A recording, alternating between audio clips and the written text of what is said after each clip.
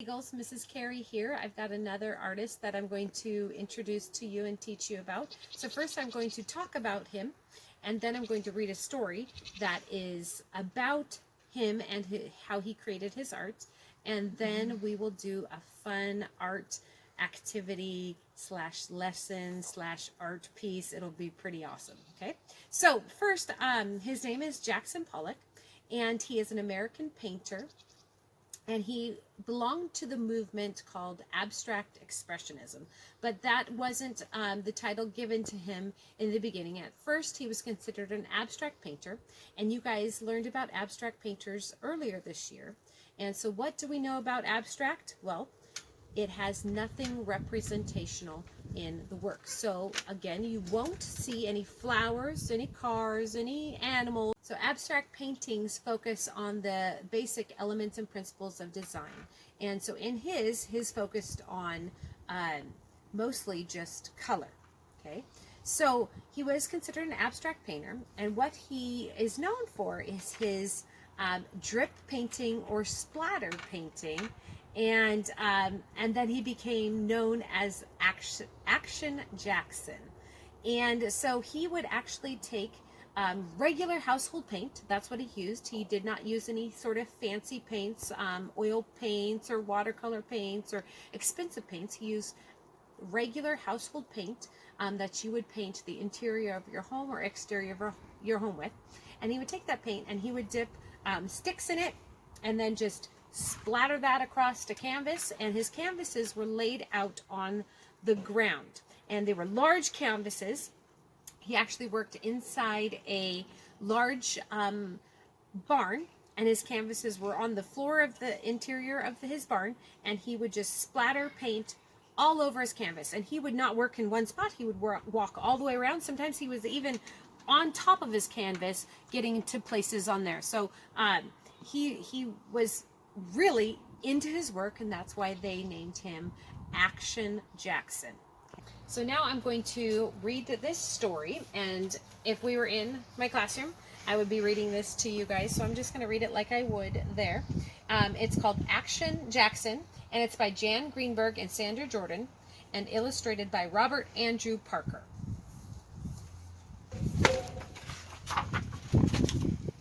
In the afternoon, Jackson Pollock puts on his paint-splattered boots and walks across the yard.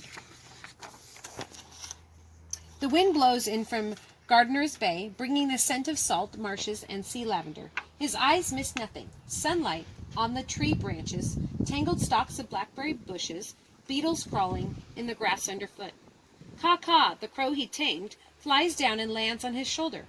His border collie, Jip, runs in circles, demanding a walk across the fields and down a country road to the wide, sandy beach, but Jackson turns and keeps going.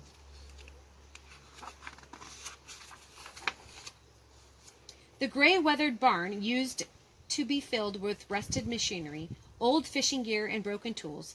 Now it's his art studio, a place for painting. Some artists put a canvas on an easel or hang it on a wall. Not Jackson. He spreads his out like a sheet, smoothing it flat with his large hands. He wants his painting to be big as the sky out west where he grew up, flat as the marshland behind the house. Sunlight pokes through cracks in the boards, and flies buzz in the dusty studio air. Sliding doors rattle on their frames. He sits silent on the floor, staring at the blank canvas. Some artists cover the canvas with a base coat of white paint. Not Jackson. He wants the paint to soak into the surface, leaving bare patches peeking through the stains of color.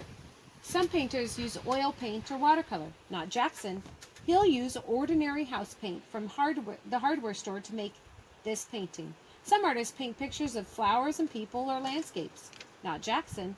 He expresses his thoughts and feelings directly on the canvas, calling it energy and motion made visible. And still he sits, surrounded by the cans of enamel, brushes stiff with dried paint, knives, sticks, a spatula, and canvases, waiting.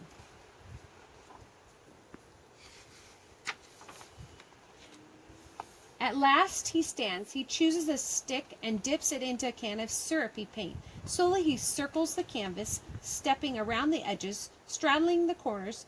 Black lines form a tangled web. Now he chooses a brush. Working toward the middle, sprays of color, tan, teal, yellow, and white. An athlete with a paintbrush, he uses his whole body to make the painting. Layers build with each gesture. New colors emerging, blending, and disappearing into the wet surface. He swoops and leaps like a dancer, paint trailing from brush that doesn't touch the canvas. I want to make a longer and longer line. I want to keep it going. Hours go by like minutes. Suddenly he feels exhausted, used up, his inspiration gone. Things get in the way of the flow, like roots blocking a soil line. He puts down the brush and goes into the house to help make supper, his mind filled with thoughts about the wet painting back on the studio floor. The next afternoon, Jackson prowls around the canvas, studying his work, but he doesn't pick up a brush. Instead, he walks the beach, past the sandy marshes and the tall spartina grass that waves in the breeze. He spends hours sitting on a grassy dune, watching the gulls. In the barn, the layers of paint dry. Almost a week passes before he dips a brush and begins his dance. What is he thinking? Does he see the sunlit beach, the pattern of waves, the interlacing branches of the trees, the lush summer grass outside his studio? I don't know where my pictures come from. They just come, and the paint flows. Like the Native American sand painters he saw as a boy out west, he moves around the canvas, coaxing the paint into loops and curves.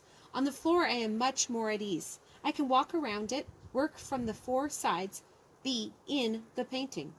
Fireworks splatter of rosy pink, twisting ropes of white, spangles of silver, a lavender glow where pink and blue, black meet.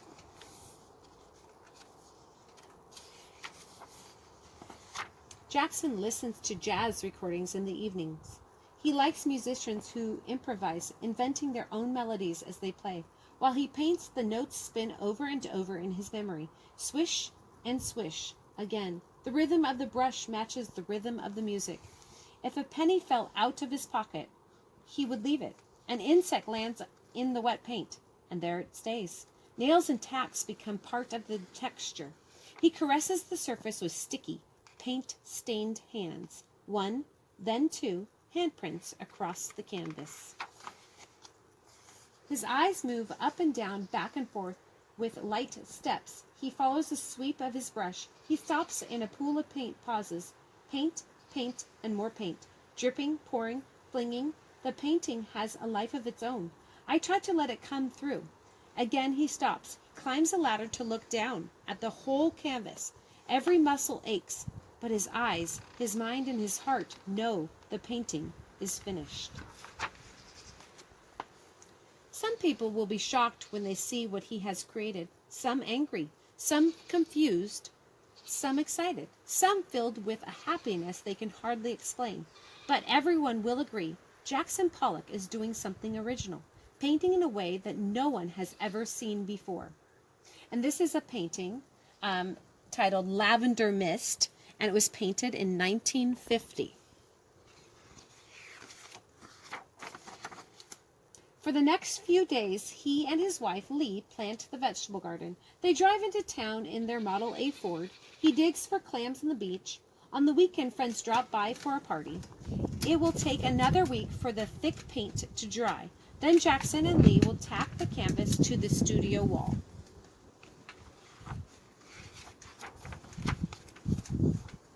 Jackson sits, silent, staring at the blank canvas spread on the floor of the barn, waiting. Soon he will dip his brush in a can of paint, lifting it high in the air to begin again.